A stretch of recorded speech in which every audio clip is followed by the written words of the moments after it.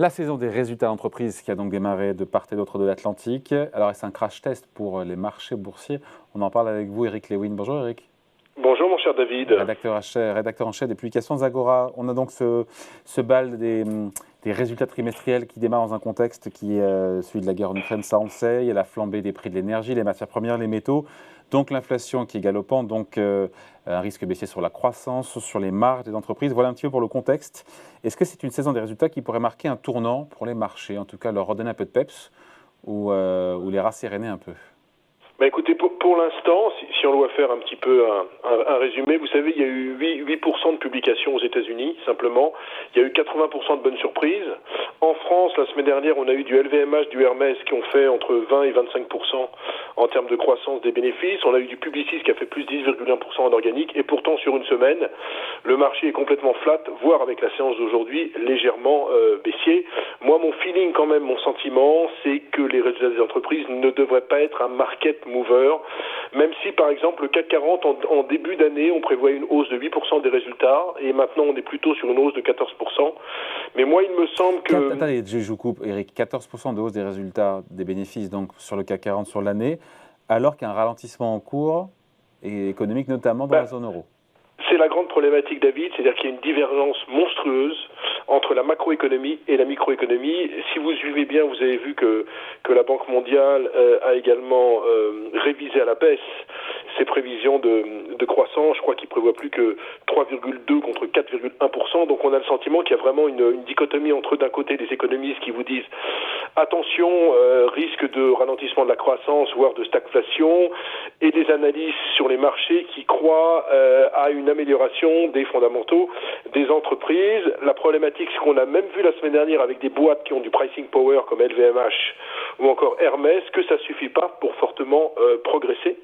Donc moi, je me dis que franchement, en ce moment, j'ai l'impression que la microéconomie ne va pas du tout être le relais de croissance pour que les marchés repartent vraiment à la hausse. Je ne parle pas de 3 à 4%, mais pour qu'on aille vraiment au-dessus des 7000 points, il faut que ça se calme vraiment dans cette putain de guerre, excusez-moi cette expression qui n'est pas très sympathique, mais entre l'Ukraine et la Russie, et surtout que les signaux inflationnistes décélèrent un petit peu. Vous avez vu que James Bullard, qui est le patron de la fête de Saint-Louis cette nuit, a dit qu'il faudrait augmenter les taux jusqu'à 3,5% en fin d'année. Ce qui fait 50 points de base de hausse lors des 6 prochaines réunions. Exactement, ce qui veut dire, David, 6 fois 50 points de base, donc ça a poussé un peu le marché obligataire américain avec un 10 ans qui est sur 2,90, 2,92.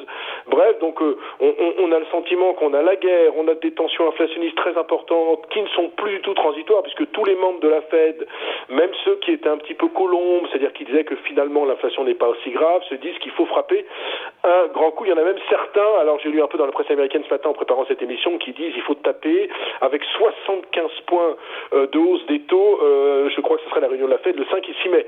Donc moi j'ai le sentiment que les résultats des entreprises vont passer inaperçus. Je le disais, la semaine dernière, on a eu plutôt de bonnes choses sur Bank of America, Goldman, Wells Fargo, Morgan, Citigroup, les grosses banques américaines qui ont publié, c'était plutôt pas mal, mais ça suffit pas. Alors cette semaine, en France, on aura beaucoup de choses. Il faudra regarder par exemple Kering, est-ce qu'ils ont toujours du pricing power, est-ce qu'ils vont être à l'aise avec les 21% de progression qu'on attend du chiffre d'affaires. Et puis vous coupe, Eric, et puis quel impact sur le chiffre d'affaires de toutes ces boîtes qui ont coupé, je pense au luxe, mais pas seulement, qui ont coupé les ponts avec la Russie?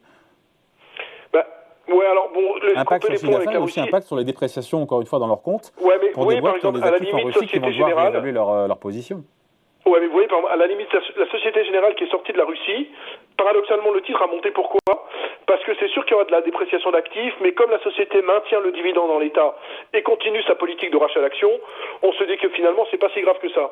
Donc moi, j'ai le sentiment que, bon, sur la Russie, quels sont franchement les groupes français qui sont touchés par la Russie? Vous avez Renault, Société Générale, Alstom, qui sont peut-être les trois groupes les plus touchés. L'impact a déjà été dévastateur. Quand vous regardez, alors j'ai pas les performances devant les yeux, l'impact a déjà été dévastateur.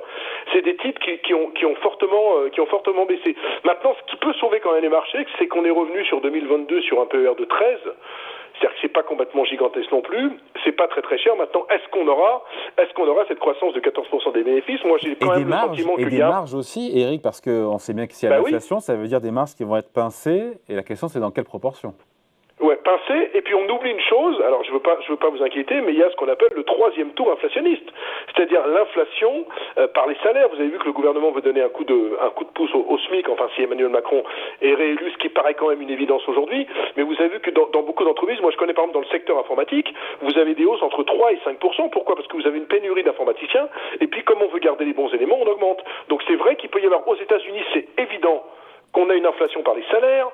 En France, c'est pas encore ça. On a une inflation entre 4 et 5%, mais c'est sûr que si on a ce troisième tour, à part celles qui ont du pricing power, c'est-à-dire à part les LVMH, les Kering ou les Hermès, ça va être très compliqué. Quand vous êtes dans la distribution, quand vous êtes dans l'agroalimentaire, vous pouvez pas augmenter indéfiniment les prix de vos salariés et surtout de vos produits. Dans la distribution Carrefour, il y a une concurrence effrénée.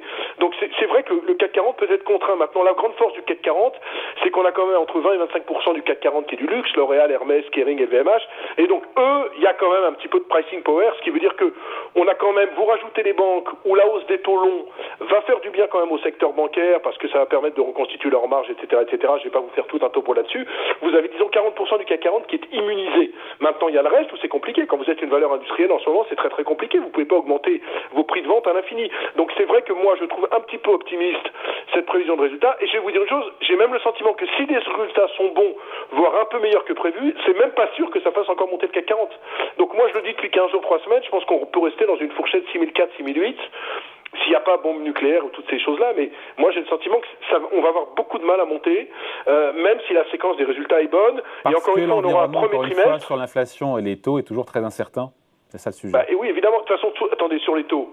Quoi qu'on en dise, on va continuer à monter sur les taux. Enfin, sauf si vous pensez, vous, que l'inflation va baisser à 3% dans la zone euro d'ici la fin de l'année, mais ça paraît compliqué. Ça paraît compliqué avec ce qui se passe sur le pétrole, ça paraît compliqué avec ce qui se passe sur le prix des biens alimentaires. Le conflit entre la Russie et l'Ukraine, je vous rappelle qu'on a commencé le 24 février, ça fait quasiment 2 mois. Au début, on disait que ce sera un conflit très rapide. Bon, il y a quand même beaucoup d'incertitudes. Vous avez nos amis chinois. Alors, on oublie de dire, mais quand vous avez un confinement en Chine, qu'est-ce qui se passe? C'est que les chaînes de production sont touchées. Pourquoi elles sont touchées? Parce que vous avez du mal à les faire redémarrer alors qu'il n'y a pas de salariés. Donc mécaniquement, qu'est-ce qui se passe? Ça augmente les prix, donc les prix des containers augmentent. Donc on n'est pas sorti de l'auberge avec cette inflation. Si on voit un 10 ans américain à 3,50 en fin d'année, ça serait pas complètement dingue. N'oublions pas qu'on est quand même sur une inflation de 8,5% aux États-Unis. On est en vraie période inflationniste. Alors on dit oui, c'est transitoire, mais enfin la transition elle dure longtemps. Donc moi j'ai envie de vous dire vraiment une grosse prudence sur les marchés. Et encore une fois, c'est la conclusion, c'est que les résultats des entreprises ne suffiront pas à faire progresser fortement les marchés qui risquent d'être englués dans une fourchette entre 6004 et 6800 points. Merci beaucoup. Explication, analyse signée Eric Lewin, rédacteur en chef des publications Agora. Salut Eric, merci.